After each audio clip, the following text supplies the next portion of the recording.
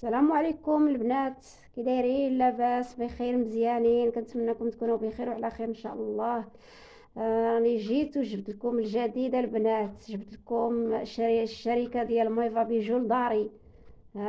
راني في وسط داري مع وليداتي، والمنتوجات ديالها دايرين بيا. ها هما البنات، المنتوجات ديال مايفا بيجو دايرين بيا في الكوزينه ديالي.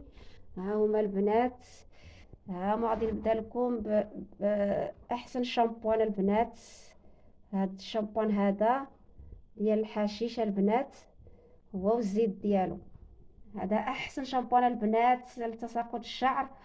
وعرفتي واش الشعر كي كيرد الشعر غزال البنات. وهذا الزيت ديالو احسن زيت البنات. هذا الزيت هذا ما كاينش بحالو البنات. هذا الزيت هذا غزال تبارك الله. هذا كديريه ربع ساعه قبل ما تدخلي للدوش البنات، وكتغسلي بهذا الشامبون هذا. هذا هو الشامبون الحشيش والزيت ديالو. هذا شكرا مايفا اللي خرجت هذا الشامبون هذا والزيت ديالو. ونزيدكم البنات واحد الزيت خور ديال الشعر. ها هو زيت القمل. هذا احسن عاوتاني زيت. هذا البنات غزال تبارك الله. كنستعملو ليلي ولوليداتي والبنتي تبارك الله. وليلي وراجلي كيستعملو حتى هو، كيزيد في كيرطب الشعر، وكيزيد في القوه ديالو، وكيزيد في اللمعان ديالو.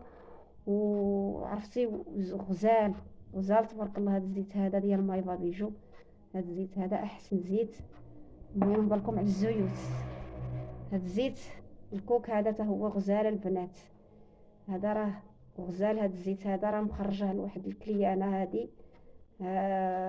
كتستعملو غزال زيت الكوك هذا تبارك الله على هذا الزيت. زوين، عرفتي غزال. هذا احسن زيت عاوتاني هذا البنات. الوجه غزال. هذا الزيت هذا كان الوجه كيردو زوين غزال.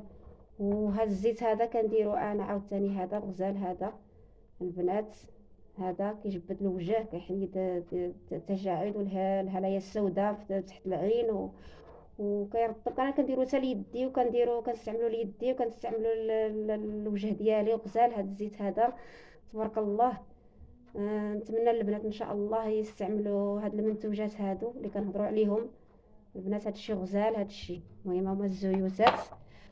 ونزيدكم البنات باش تهلاي في الصحه ديالك داخليا من غير خارجيا. كتهلاي في الصحه ديالك. هاد المنتوج هذا مكمل غذائي. هذا مكمل غذائي.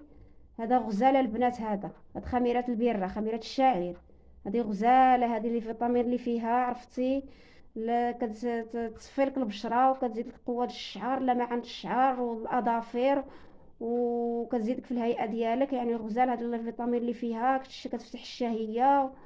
واللي بغات تضعف، يعني اللي بغات تبقى هي راه كتشربها قبل الماكله.